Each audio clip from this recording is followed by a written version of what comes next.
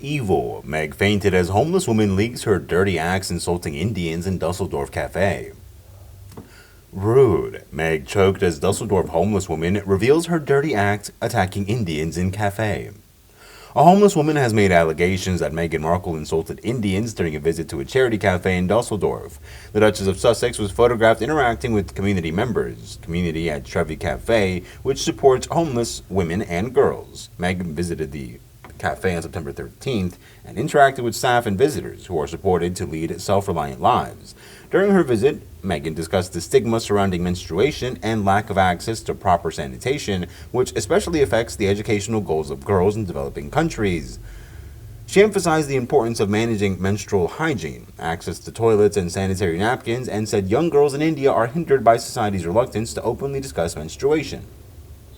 However, Megan's visit did not receive much praise as some of the homeless women and children at the cafe felt disrespected while Megan addressed issues related to menstruation and infertility, poor sanitary conditions amongst Indian women. There were women of many different races and continents at the cafe, and the topic seemed to be raised in a more overt and insensitive way.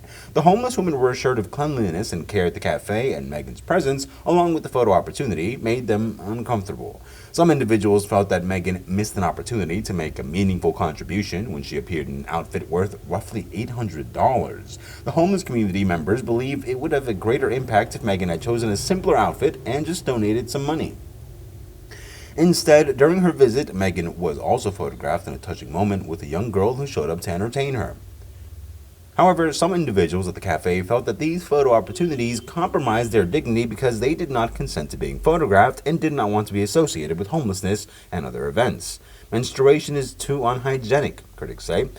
Megan's actions may have been well unintentioned, but the way that they were carried out left some feeling like they were exploited for a photo opportunity rather than an actual endorsement of her visit.